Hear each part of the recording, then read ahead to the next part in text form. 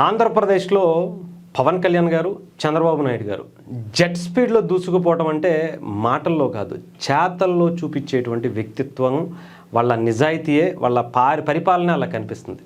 ఆ భారతదేశానికి bullet train వస్తుందో రాదో, లేదా ఎప్పుడు వస్తుందో దానికి సంబంధించినటువంటి పనులు ఎప్పటికి పూర్తవుతాయో మనకు తెలియదు. కానీ పవన్ కళ్యాణ్ గారి శాఖ మాత్రం దూసుకుపోతుంది. బుల్లెట్ ట్రైన్ కాదు, జెట్ స్పైస్కి వెళ్ళేటువంటి జెట్ స్పీడ్లో పవన్ కళ్యాణ్ గారు ఆయన పరిపాలన కొనసాగిస్తున్నట్టుగా అనిపిస్తుంది.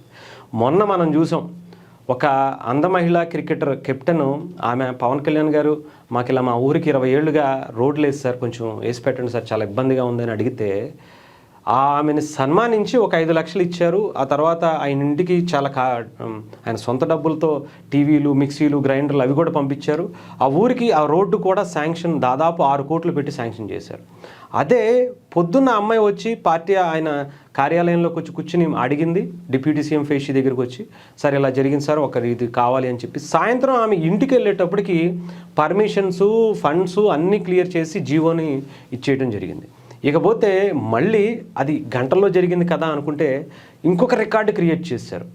వెంటనే ఇక్కడ ఒకటి మీరు చూడొచ్చు, నిన్న చంద్రబాబు నాయుడు గారికి సంబంధించి పవన్ కళ్యాణ్ గారు ఇద్దరూ కూడా ఆంధ్రప్రదేశ్లో కానిస్టేబుల్ల ఉత్సవం జరిగిందని చెప్పాలి. నియామక పత్రాలు అందచేయటం అంటే ఇంత గ్రాండ్గా ఒక సెలబ్రేషన్ లాగా, అసలు కానిస్టేబుల్ పోస్టులకు సంబంధించినటువంటి నియామక పత్రాలు ఇస్తారా అనుకునేటువంటి విధంగా గతంలో ఎగ్జామ్స్ రాసి చాలా ఇబ్బందులు పడి కోర్టులకు వెళ్ళి వాళ్ళకి జాబులు వస్తాయో రావో, పోస్టింగ్ ఇస్తారో లేదో అనేటువంటి ఒక భయాందోళనలో ఉన్నటువంటి వాళ్ళందరినీ కూర్చోపెట్టి వాళ్ళందరూ కూడా హ్యాపీగా ఫీల్ అయ్యేలాగా సరదాగా వాళ్ళతో మాట్లాడుతూ పవన్ కళ్యాణ్ గారి వ్యక్తిత్వం గురించి, ఆయన వాళ్ళ నాన్నగారు కానిస్టేబుల్గా ఆయన చేసినటువంటి దీని గురించి, చంద్రబాబు నాయుడు గారు ఎలా ఉండాలి, ఏం చేయాలని చెప్పుకుంటూ సరదాగా నవ్వుకుంటూ ఇంకొక పక్క వాళ్ళ సమస్యలు కూడా తెలుసుకుంటున్నారు. అది ఏంటనేది ఒక్కసారి మీకు చూపిస్తాను, చూడండి. నేను మనస్ఫూర్తిగా అభినందిస్తున్నా. ఉద్యోగం వచ్చినా ప్రజల్ని మర్చిపోలా. మా ఊర్లో రోడ్డు సమస్య ఉంది సార్, అది పరిష్కారం చేయమని అడిగాడు. అది నిజమైన వ్యక్తిత్వం, మంచి మనసు. పక్కనే మా డిప్యూటీ సీఎం గారు ఉన్నారు. డిప్యూటీ సీఎం గారు మీ బాధ్యత రోడ్డు వేయించే బాధ్యత. ఆయన కూడా గిరిజన గ్రామాలన్నిటి కనెక్టివిటీ ఇవ్వాలనుకుంటున్నారు. తప్పకుండా మొదటి అంటే ఒక్కొక్కరి కథలు. అలాగే గౌరవ ముఖ్యమంత్రి గారు నాకు ఆదేశం ఇచ్చారు ఇందాక, లాకే బాబురావు గారి ఇంటికి మన గ్రామానికి రోడ్లు లేవు, మీరు ఖచ్చితంగా దాన్ని చేయాలంటే గౌరవ ముఖ్యమంత్రి గారికి ఈరోజు సభాముఖంగా మాటిస్తున్నాను. వెంటనే దానికి రోడ్లు వెంటనే అంటే ఏ గంటల్లోనూ ఆఫీస్కి వెళ్ళిన తర్వాత నైట్ జరిగింది కదా, రేపు పొద్దున పెడతారేమో అనుకుంటాం. బట్ సెకండ్స్, నిమిషాల వ్యవధిలోనే వాళ్ళకి ఇచ్చినటువంటి జీవో చూడొచ్చు.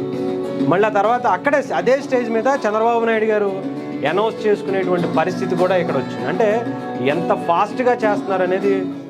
నేను మిత్రుడు పవన్ కళ్యాణ్ గారికి ఒక చిన్న మాట చెప్పాం. బాబురావు ఒక చిన్న కోరిక కోరాడు. ఆయనకు ఉద్యోగం వచ్చిన సంతోషం ఉంది కానీ ఊరి సమస్య మిగిలిపోయిందని, అవకాశం దొరకతారని నాకు ఒక మాట నా చెవులో వేశాడు. నేను పవన్ కళ్యాణ్ గారికి చెప్పాను, ఎలుగురాతి బండ, వాడు ఊరి పేరు తిమ్మల బండ నుంచి ఎలుగురాతి బండ వరకు రోడ్డు కావాలని అడిగితే మా ఊరికి రోడ్డు కావాలని అడిగాడు. అడిగిన వెంటనే పవన్ కళ్యాణ్ గారికి చెప్పాను, ఇక్కడే ఉన్నాడు, ఎంత కమిట్మెంట్ తో పనిచేస్తున్నారు. ఇది ఉదాహరణ మాత్రం. ఈ రోజే ఇంటికి పోతానే శాంక్షన్ కూడా చేసి పని కూడా ఇమీడియట్ గా ప్రారంభిస్తారు. అంటే ఎంత స్పీడ్గా, జెట్ స్పీడ్గా వెళ్తుందంటే నిజంగా చూడండి. మొన్న ఒక గంటల్లో చేశారంటే ఇక్కడ నిమిషాల్లోనే ఏ స్టేజ్ మీద అయితే అడిగారో ఆ అబ్బాయి కానిస్టేబుల్ ఆయన అడిగారో, ఆ తర్వాత వెంటనే అదే స్టేజ్ మీద చంద్రబాబు నాయుడు గారు అక్కడ ఉండగానే దానికి సంబంధించినటువంటి క్లియరెన్సులు శాంక్షన్ చేయటం, జీవో ఇవ్వటం చక జరిపాయి. దేశంలో ఇది ఒక సంచలనమైనటువంటి రికార్డ్ అండి. ఇది ప్రజలకి మనం పనితీరు ద్వారా చెప్పాల్సినటువంటి ఒక కమిట్మెంట్ ఎలా ఉంది అనేటువంటిది చెప్పాలి అంటే ఇది ఒక నిదర్శనంగా మనం చూడొచ్చు. వాళ్ళు ఎంత కమిటెడ్గా పవన్ కళ్యాణ్ గారు, చంద్రబాబు నాయుడు గారు, ముఖ్యంగా పవన్ కళ్యాణ్ గారు ఎంత కమిటెడ్గా పనిచేస్తారు అని చెప్పడానికి ఇది ఒక నిదర్శనంగా మనం చూడొచ్చు. ఎవరండి ఈ రోజుల్లో ఒక రోడ్డు ఏంటంటే మన కాంట్రాక్టర్ ఎవరు? అవునా, వేసేస్తాం 2 కిలోమీటర్లు అంట, ఏముంది నిమిషాల్లో కాబట్టి సెకండ్ అంటే 5 నిమిషాల్లో కూడా ఇచ్చేయచ్చు జీవో అనే దాని మీద ఇప్పుడు పవన్ కళ్యాణ్ గారు క్లారిటీ ఇస్తే, కాంట్రాక్ట్ కూడా అతన్ని ఎవరో పిలవండి 2 కిలోమీటర్లు అంట, మరి మనకెంత అనేటువంటి పరిస్థితులు ఉంటాయి. బట్ అలా కాదు, ఆ ఊరికి రోడ్డు వేస్తే నాకేంటి అనుకునేటువంటి రోజులు పోయాయి. పవన్ కళ్యాణ్ గారు వచ్చిన తర్వాత అక్కడ ఎవరున్నా సరే పవన్ కళ్యాణ్ గారి ఆదేశాలు అనుసరించాల్సిందే. ఈవెన్ అక్కడ ఉండేటువంటి అధికారులు, పవన్ కళ్యాణ్ గారి వెనక ఉండేటువంటి అధికారులు కూడా అంత చిత్తశుద్ధి కలవాళ్లే ఉండాలి. లేకపోతే అంత ఈజీగా పవన్ కళ్యాణ్ గారు చెప్పింది ఏది పడితే అది చేయటం అయ్యేటువంటి పరిస్థితులు ఉండవు. ఈయన ఒప్పుకున్న వాళ్ళు శాంక్షన్ చేయించుకోవడానికి చాలా టైం పట్టేది. సార్ అక్కడ ఆ ఇష్యూ ఉంది సార్, అక్కడ అది ఉంది సార్, అక్కడ ఇది ఉంది సార్, మీకు చెప్పారా సార్, ఒక చూద్దాం సార్, మనం లిస్టులో పెట్టుకుందాం సార్, అక్కడ ఎంక్వైరీ చేపిద్దాం సార్ అనేటువంటి పరిస్థితులు ఉంటాయి. బట్ అలా కాదు. పవన్ కళ్యాణ్ గారు ఎంత కమిటెడ్ ఉన్నటువంటి వ్యక్తులను తీసుకున్నారో ఈరోజు దానికి రిజల్ట్ కూడా అలాగే వస్తుంది.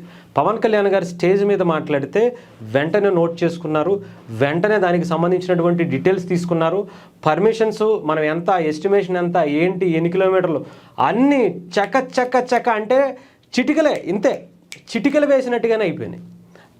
టకా కొట్టారు అంతే, తీసుకొచ్చారు, ఇదిగో జీవో. ఆయన అదే స్టేజ్ మీద ఉండగానే అనౌన్స్ చేసేటువంటి పరిస్థితికి వచ్చారంటే హ్యాట్స్ ఆఫ్ అండి పవన్ కళ్యాణ్ గారు. అలాంటి నాయకులు మీకు దొరికారు, మనకి ఆంధ్రప్రదేశ్కి దొరికారు. పవన్ కళ్యాణ్ గారికి అలాంటి అధికారులు కూడా దొరికారు అని చెప్పాలి. ఇలాంటి నాయకులు ఉంటే ఇప్పటికే మన ఆంధ్రప్రదేశ్లో 18 నెలల్లోనే స్వతంత్రంలో చూడనటువంటి ఈ స్వతంత్ర భారతదేశానికి మనకి ఇన్ని సంవత్సరాలు అయినటువంటి ఈ స్వతంత్ర ఫలాలు ఇప్పుడు దక్కుతున్నాయి అన్నటువంటి పరిస్థితికి పవన్ కళ్యాణ్ గారు చేసేటువంటి పరిపాలన విధానంలో కనిపిస్తుంది. మొన్న ఒక మహిళ గురించి చూసాం. క్రికెటర్ ఆవిడ మా ఊరికి రోడ్డు లేదంటే గంటల్లో వేశారు. వెంటనే ఇప్పుడు ఒక కానిస్టేబుల్ నియామక పత్రం అందుకోవడానికి వచ్చినటువంటి వ్యక్తి ఎవరన్నా అయితే ఇప్పుడు నీకు ఎందుకే ఉద్యోగం కావాలా వద్దా, నువ్వు వెళ్ళు అనుకునేటువంటి వ్యక్తులను కూడా చాలామంది ఉన్నారు. ఇమ్మంటావా, నువ్వు ఎక్కడ క్వశ్చన్ చేయాలో, ఏం మాట్లాడాలో తెలియదా నీకు ఉద్యోగం ఎక్కువ, అది కావాలా, బయటికి పో అనేటువంటి వ్యక్తులు కూడా ఉన్నారు. బట్ చంద్రబాబు నాయుడు గారు కూడా మీరు చూస్తే చాలా గొప్ప విషయం, ఆయన కానిస్టేబుల్ అయ్యుండి కూడా ఊరి సమస్యను ఆయన ఇక్కడ ఎత్తడం బట్టే అంటే తనకు తెలుసు ఇక ఇలాంటి ప్లేస్లో కనుక అంటే ఎవరితో చెప్పాలన్నా కూడా కొంచెం ఆలోచించి చేయాలి. ఎందుకంటే అదే ఏ జగన్మోహన్ రెడ్డి గారో లేదంటే ఇంకొకళ్ళు అనుకోండి, తీసి మెడబట్టుకుని బయటకు గెంటేస్తారు వాళ్ళు. నీకు ఎందుకయ్యా రోడ్ల సంగతి, ఇట్ల సంగతి, ఎమ్మెల్యేలు వాళ్ళ ఇంట ఇళ్ళకేసుకోవడానికి లేదు, మళ్ళీ నీకు రోడ్డు వేయాలా? ఆంధ్రప్రదేశ్లో పైగా రోడ్లు వేస్తే ఏమంటారు, గత 5 సంవత్సరాలు యాక్సిడెంట్లు అవుతాయి, అందుకనే రోడ్లు వేయట్లేదు. ఎవరు ఇంటికాడ నుంచి బయటికి రాకుండా ఉంటే హ్యాపీగా మేము ఇచ్చేటువంటి పథకాలు తింటా కూర్చుంటే సరిపోద్ది, అంతేగాని బయటకు వచ్చి రోడ్లు మీరు తిరిగితే జలసాలు చేసేటువంటి పరిస్థితి వస్తే అందుకే రోడ్లు వేయట్లేదని చెప్పినటువంటి మంత్రులు కూడా ఉన్నారు. బట్ ఇక్కడ ఆ వ్యక్తికి కూడా తెలుసు వాళ్ళ నిజాయితీ ఏంటో. ఆ స్టేజ్ మీద సార్ ఇలా మా ఊరికి రోడ్లు వేస్తారనంటే ఆయన కూడా చాలా హ్యాపీగా తీసుకుని ఎస్ ఇదే కరెక్ట్ స్టేజ్, నువ్వు బాగా చెప్పావు, నీ ఊరి సమస్య వెంటనే డిప్యూటీ సీఎం గారికి చెప్తున్నానంటే ఆయనకి చెప్పారు అంటే ఇంక ఇది అయిపోయినట్టే. ఆ రోజుతో ఆ సమస్య ప్యాకప్ అంతే, ఆ సమస్య ఇంకా క్లోజ్ అంతే. పవన్ కళ్యాణ్ గారి వరకు వెళ్ళిందా ఏ సమస్య అయినా సరే ఆ సమస్యకి ఆ రోజే శాశ్వత పరిష్కారం దొరుకుతుంది, ఆయన చేసి తీరతారనేటువంటి నమ్మకాన్ని ఆంధ్రప్రదేశ్లోనే కాదు భారతదేశ వ్యాప్తంగా అనేక మంది ఇతర రాష్ట్రాల నుంచి కూడా వచ్చి, మొన్న క్రికెటర్లు కొంతమంది మీరు చూస్తే అమ్మాయి పక్క రాష్ట్రం, సార్ పలానా రాష్ట్రం నుంచి వచ్చింది, ఆ అమ్మాయికి కూడా ఇలా ఇబ్బందిగా ఉందంటే ఆయన 5 లక్షలు ఇచ్చారు, బాగానే ఉంది. బట్ అక్కడ ఏం చేయాలన్నా కూడా అక్కడ ప్రభుత్వం ఒప్పుకోవాలిగా. అంటే ఆలోచించండి, అంటే పవన్ కళ్యాణ్ గారి ద్వారా ఆ వాయిస్ వినిపిస్తే అక్కడ సమస్య కూడా పరిష్కారం అవుతుంది అనుకునేటువంటి పరిస్థితికి పవన్ కళ్యాణ్ గారి నిజాయితీ వచ్చిందంటే ఆలోచించండి. దీనికి నిజంగా ఆంధ్రప్రదేశ్ ప్రజలు చెప్పాలంటే చెప్తున్నాను కదా, ఆయన ఉన్నంత కాలం మీరు గుండెల మీద చేసుకుని ఉండొచ్చు. మీది ఎలాంటి సమస్య అయినా సరే ఆయన గుమ్మం వరకు వెళ్ళేటువంటి పరిస్థితి వస్తే చాలు, ఆ తర్వాత ఆ సమస్య మీ దగ్గర ఉండదు, రానివ్వకూడదు, అంతే.